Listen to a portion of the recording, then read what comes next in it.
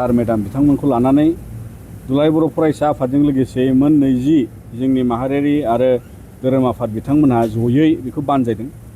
आरो बियो जोबोद बाख्नायथाव। मानोना दिनैनि गुन गोनां सोलोंथाइखौ हास्थायनानै एबा चिरां जिल्लानि सोलोंथाइनि बे मोनसे दानि समनि थासारिखौ लानानै जोङो सावरायनायाव गोबां बाहाय माखासे उननि समनि थाखाय माखासे जेंनानि समाधाननि लामा बेखौ लानांगौनि थाखायबो दिनै बावहाय एजुकेशन डिपार्टमेन्टनि अफिसार्स आरो मानगोनां डिसि बिथाङाबो बावहाय बाहागो लाबाय आरो बेजों माखासे लामाखौ जों नुहुरो। दुलाराय बर' फरायसा आफादनिफ्राय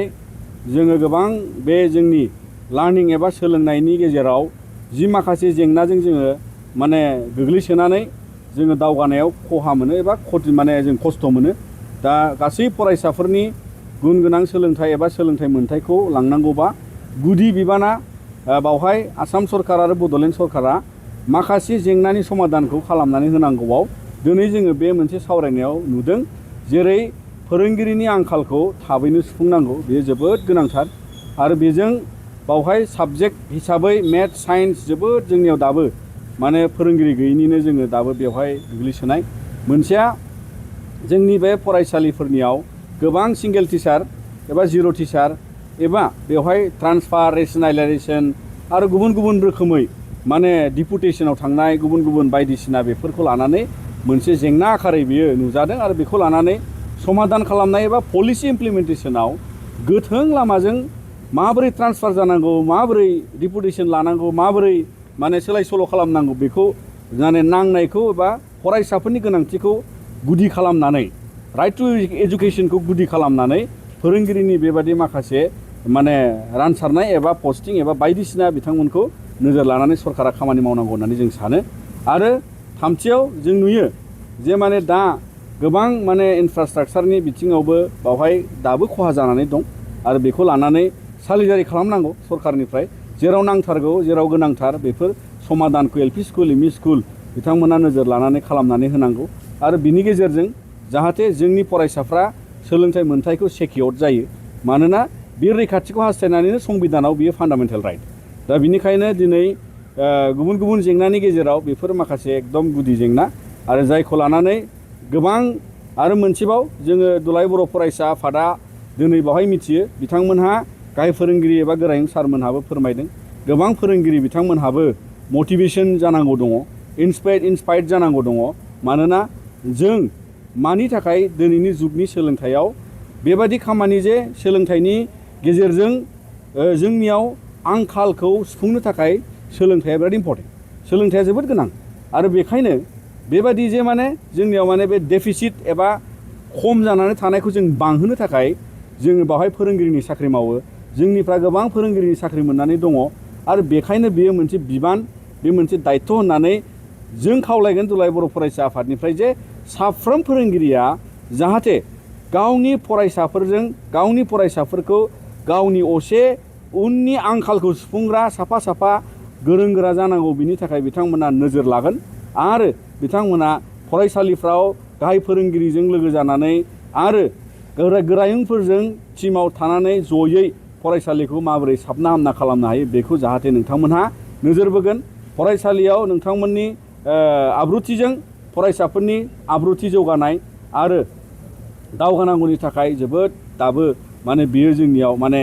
मा होनो बेखौ इंराजियाव डिफिसिट होनदोंमोन आरो बेखायनो बे आंखालखौ सुफुंनो थाखाय दिनै नोंथांमोनहानो दिनैनि समाव फोरोंगिरि जानानै दङब्ला बे नोंथांमोननिनो गुदि बिबान आरो बेखौ लानानै जों दुलाराय बर' फरायसा आफादाबो आसा खालामो बिमा बिफा बर' समाज बेयाव जों मोनसे खावलायनो लुबैदों। दिनै बाहाय गोबां बाथ्रा बेरखांदों। सरकारि फरायसालिनि जिहेथु सार आरो मेडाममोन दङ बिथांमोना मोनसे खावलायनाय लाखिबाय आरो जों दुलाराय बर' फरायसा आफादनि जानानै आं नोंथांमोननि गेजेरजों बेखौ खावलायहरनो लुबैदों जे माने सरकारि फरायसालियाव फोरोंनांगौखौ जोंनि बिमा बिफा नोंथांमोनहा माखासे पर्यायसिमाव गोबां माने बुजिनांगौ साननांगौ माखासे थासारि दङ। मानोना इउनिफर्म बिजाब गुबुन गुबुन बिथिंखौ सरकारा फ्रियैनो होजोबनांगौ जायो, बेखौ जों मोनो। बिनि अनगायैबो दिनैनि कारिकुलाम दिनैनि एनसिइआरटिनि बिजाबजों लेखा फरायनानै सोरबा डक्टर इन्जिनियार जानायल' नङा, जोङो गावनि जिउ खांनो थाखाय गुबुन गुबुन खामानि सोरबा माने इन्डास्ट्रियाव फिसा फिसा लेबार जबाव सार्टिफिकेट नांगौनि थाखाय कनसेप्टुवेलि एबा बुजिनो हानाय समसिमाव दिनैनि एनसिइआरटि कारिकुलामा होजोबदों। बेखायनो सरकारि फरायसालियाव बेखौ गेबेङै दिनैनि बावहाय गोरों जोंनि रोंगौसा फोरोंगिरि सार मेडाममोनहा बे गेपखौ फोरमायदों जे जोंनि बिमा बिफाफ्रा दाबो सरकारि फरायसालियाव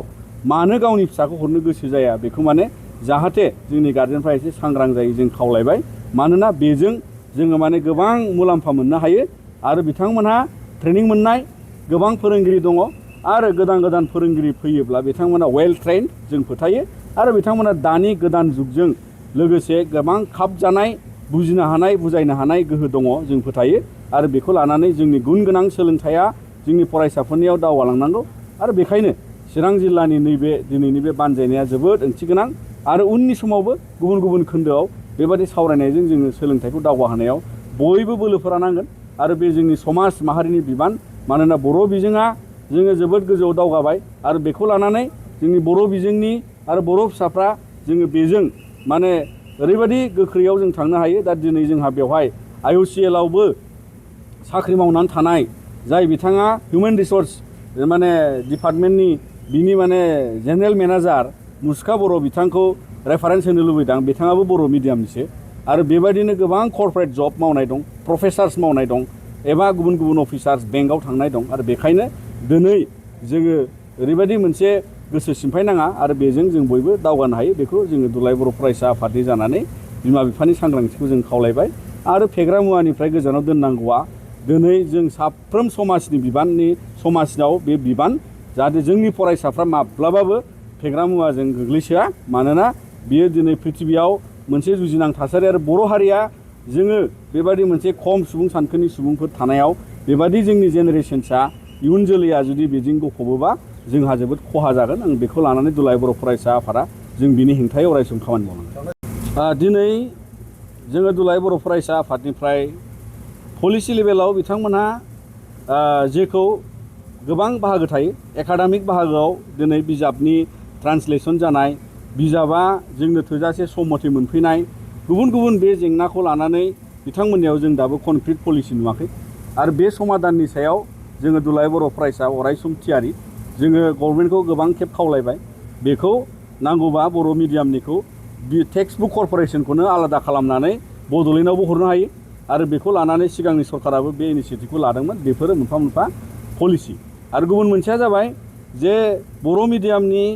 टिचार रिक्रुटमेन्टखौ लानानै दिनै गोबां आसामावबो बेले बेजे जानो नागिरो आरो जायखौ लानानै बे पलिसि इमप्लिमेन्टेसनाव रिटायारमेन्टनि सिगांनो स्कुलनि डेटा थायो, फोरोंगिरिनि डेटा थायो आरो बेखायनो बियो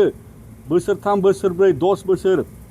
रिटायारमेन्ट जाबाबो जोंहा बर' बिजोंनि फरायसालियाव फोरोंगिरि मोना एबा गुबुनावबो जायो खोमा। नाथाय जोङो बेखौ खावलायो जाहाथे दिनै जिहेथु माबा शिक्षा सेतुआव फोरोंगिरिफोरनि डेटा थायो, सामफ्रामबो मबाइलाव नायनांगौ नुयो। नाथाय मानो सासे फोरोंगिरिया दिनै रिटायार जागोनखौ दान मोननै मोनथाम सिगां मिथिखानानैबो रिक्रुटमेन्ट पलिसिखौ बेबायदि खालामनांगौ होननानै जों सानो आरो बेखायनो जाहाथे सोलोंथायाव बेबायदि गेप दोनजाया।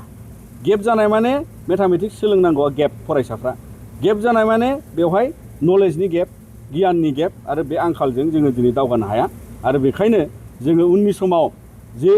गुबुन गुबुन बेबादि फरायसालिजों जेंना थानाय भेन्सार स्कुलनि जेंनाखौथ' दाबो समाधान जाजोबाखै आरो बेखौ लानानैबो जों बड'लेण्ड सरकारा जि आयेनखौ बानायदों बिथांमोना आयेनथाइ जायोबा बेजों गोबां फरायसालिया प्रभिन्सियेलाइज जागोन जों फोथायदों आरो उननि समाव जोङो बेफोर माखासे थासारिखौ निस्सय बड'लेण्ड गभर्नमेन्टआ जा आसाम गभर्नमेन्टआ बेफोरखौ समाधान लाबोनांगौ, सलुसन लाबोनांगौ जाहाथे सोलोंथाइनि जेंनाया मोनफा मोनफा जोबलांनांगौ आरो बेयो समाधाननि लामायाव माने गोथों मोनसे गुन गोनां सोलोंथाइखौ गायसननांगौ आरो बे जोंनि मोन्थाय जायखौ लानानै दिनै गासै फरायसाफ्रा बेखौनो लानानै दिनै नेबाय थायो आरो बेजों दावगानांगौनि जों बयहाबो माने मोन्थाय दङ, जों बेखौनो हास्थायो।